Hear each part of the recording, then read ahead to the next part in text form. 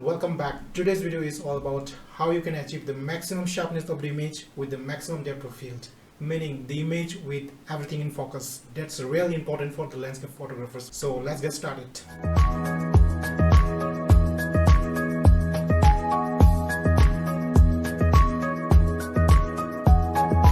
Before we know how to take the sharp and focus images, let's understand our lens first. The lenses are not uniformly sharp at every aperture, nor at every focusing distance, meaning the same lens will give you different level of sharpness and different level of depth of field at different aperture. Some photographers might confuse between the sharp image and the focus image. The sharpness means the level or the degree of details present in the focus area of the image. Now the focus is the area of the image that contains or reveals the details. Now in relation to the focus, we have something called the depth of field. So what is depth of field? The depth of field is the amount of area in the image that is in focus. So depending on the amount of area in the image that is in focus, we have the shallow depth of field and the deeper depth of field. In shallow depth of field, we have certain area or the small area of the image that is in focus. And in the higher or the deeper depth of field, we have the whole image is in focus, or the maximum amount of the image is in focus. So we have two images here. The left hand side, the image is taken at f22, and the right hand side image is taken at f11. Now if you compare these images, let's zoom on the foreground over this area. You can see that the image on the left hand side taken with f22, it is a little softer than the image taken at f11. Now we focus on the midground. You can see the image taken at f22 is still in focus, whereas the image taken at f11 is slightly out of focus. Now if you check in the background area on both the images, you can see the background is still in focus in f22, whereas in f11 it is out of focus. Through these two images, what I want to tell you is that the image taken at f22 is focused, but it is less sharp, and the image taken at f11 is very sharp, the area where it is focused. So that is the difference between the sharp image and the focused image, where the focused image is the area of the image that contains details, whereas the sharp image means the level or the degree of details present in the focused area of the image. Guys, I want to highlight what is the difference between the sharpness and the focus. You can concentrate on the blue highlighted area. The choice between the depth of field and the sharpness is not straightforward because of something we call diffraction.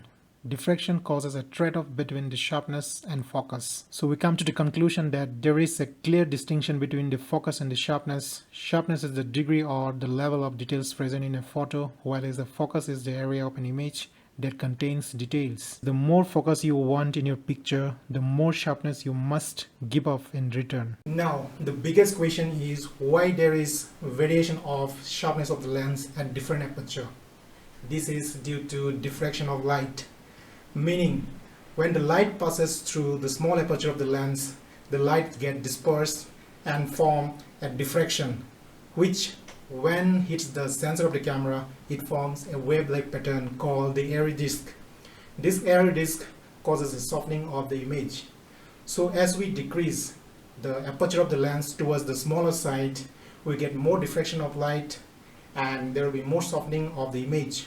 So as we decrease the aperture of the lens, we get more diffraction of light and more softening of the image. Now in relation to that, if we decrease the aperture of the lens, again we get the maximum depth of field. So we can conclude that an image with the maximum depth of field, that is everything in focus, does not mean that the image is very sharp. So guys, here you can see this is the wide aperture of the lens and this is the small aperture of the lens. When the light is passing through the wide aperture of the lens, you're getting less dispersion of the light, and when the light is passing through the small aperture of the lens, you are getting more diffraction of the light. So as we decrease down the aperture of the lens, we'll be getting more dispersion or the diffraction of the light. As for example, you can see here, if we're taking the image at f2.8, it is more wider aperture. You can see there is very less amount of diffraction of the light and hitting the sensor. And if you shoot at f8, you can see a minimal amount of diffraction of the light, and when you are closing the aperture towards around 22, you're getting more dispersion of light and hitting the sensor, causing more amount of air disk formation and causing the softening of the image. In this image we have the widest aperture at f2.8 and the smallest aperture at f22. So as we decrease down the aperture towards the smaller side, we have the more diffraction of light, and we're getting the star effect of the light as we decrease the aperture of the lens, which is more in the f22. Guys, I want to show you an example where I have taken this image. You can see this image has been taken at f22, that is very small aperture.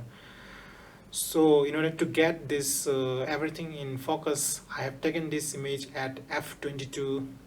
But if you check on a little bit close to this image, you can find that this image is not very sharp here. You can check here as well, the image is not very sharp. In this area as well, you can find slightly softening of the image. So through this image, what I mean to say you is that if you take the image at the small aperture, you'll be getting everything in focus, but your image will be not in sharp. So in order to capture the image with the maximum sharpness, we need to find out the sweet spot of the lens. That is the range of aperture of the lens that will give the maximum sharpness. Now in order to find out the sweet spot of the lens, we have to multiply maximum aperture of the lens with 2.5 or 3. That will give the range of aperture that will the maximum sharpness of the lens.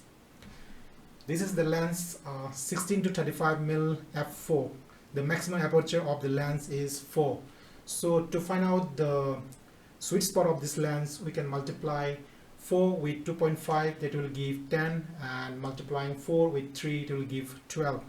So the maximum sharpness of this lens is between the 10 to 12 aperture. Now another question is how we achieve the image with the maximum sharpness and maximum depth of field. We can do that by the focus stacking technique. In focus stacking technique, we take several images focusing on different area of the same frame, capturing the image at the sharpest aperture of the lens. So we stack together those several images and create a single image that will have the sharpness of the image at different level at different area of the image with maximum depth of field. Here I want to show you a couple of images which I have taken at f11, which is the maximum sharpness of my lens. So you can see here, if we zoom in on the foreground, you can see the sharpness of the foreground here in this rock as well.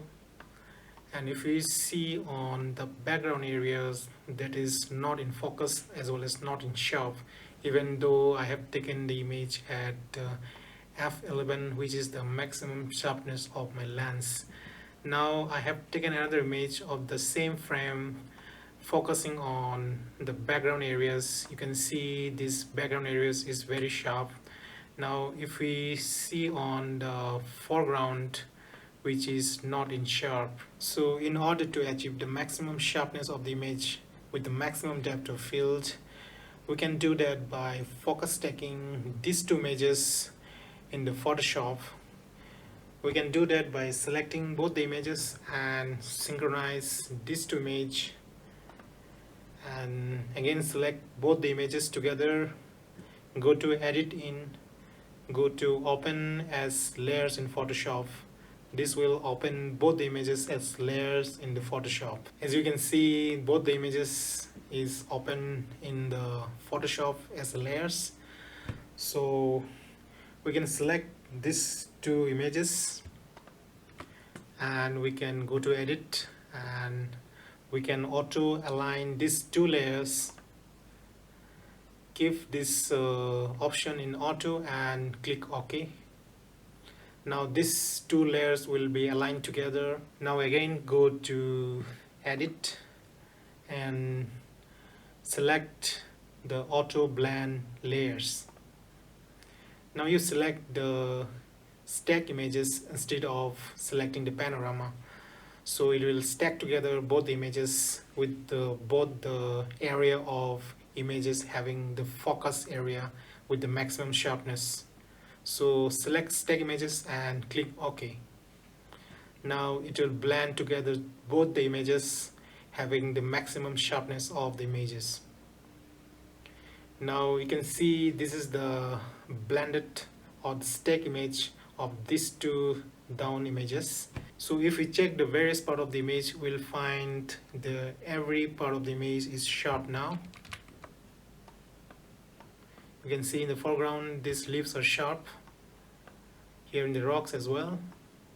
In the midground more or less it is sharp, and in the background you can see the image is sharp. So that's how we can do the stacking of the images and create the image with the maximum sharpness with the maximum depth of field. So that's how we can achieve the image with the maximum sharpness with the maximum depth of field with very minimal sign of diffraction in the image, that is the softening of the image. Now another question, how does diffraction of light affects the crop sensor and the full frame sensor cameras?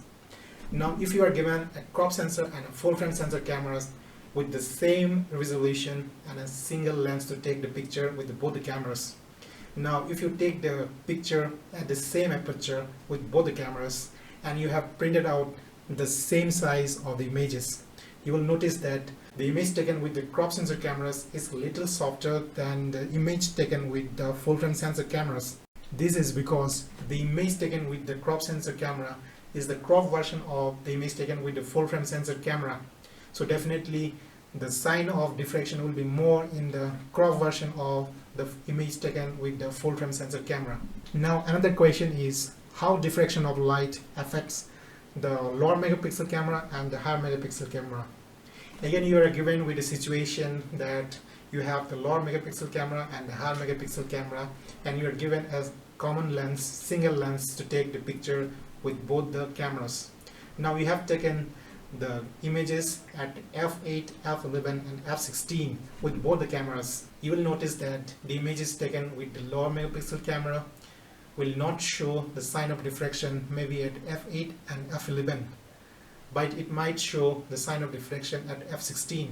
Now in case of higher megapixel camera, it will show the sign of diffraction little earlier than the lower megapixel cameras. So you might find the sign of diffraction in the image maybe at f11 and f16. Here you can see this area represent the higher megapixel sensor and this area represent the lower megapixel sensor. Now this big square in the lower megapixel sensor represent 1 pixel per inch, whereas this small square in the higher megapixel sensor represent 1 pixel per inch. Now when the image is taken at the same aperture with both the cameras, we have the similar amount of diffraction of light and similar size of air disk formation in both the sensors. In the higher megapixel sensor, you can see it is affecting at least 4 pixels per inch, whereas in lower megapixel sensor it is affecting only 1 pixel per inch. So the higher megapixel sensor will always show the sign of diffraction little earlier than the lower megapixel sensor,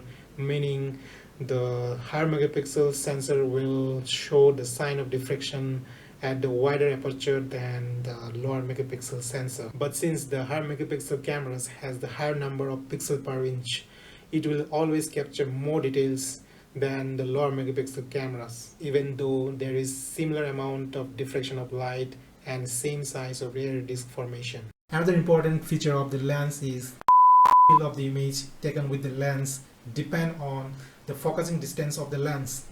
Suppose you have taken the image focusing very close to your lens, maybe 1 or 1.5 feet from your lens, you will notice that the image taken in the background areas will be more softer than the image where you have focused, even though you have taken the image, whole image, in a very small aperture. So here is another situation you need to do the focus taking of the image, because you are getting some softening of the image in the background when you focus very close to your lens. So you have to take several images focusing on a different area of the same frame and stack together into a single image that will have the more focusing area with the maximum depth of field. So anything else we can do to achieve the maximum sharpness of the image? Yes, we can do by using the sturdy tripod. Maybe you will be shooting in the windy condition, or you want to keep the tripod over the running water. So always use the steady tripod so that it will hold your camera like a steady rock when you're taking the long exposure images. You can use the remote shutter or the timer of your camera to avoid the shaking of your camera when you press the shutter button. Another thing is you always switch on the image stabilizer of your lens and use always the fast shutter speed when you're shooting handheld. Now the last but not the least important thing to be done is always switch off the image stabilizer of your lens when you are using the tripod, because if you switch on the image stabilizer of your lens, it will hunt for any camera shake. If it doesn't find any camera shake, it will cause the add-on effect, meaning it will cause the vibration of the camera body, leading to less sharpness of the images. So guys, that's all for today's video. Hope you like this video. If you find this video very informative, please like, share and subscribe to my channel. It will help me to grow in the future. So see you in the next video. Till then, stay safe and take care.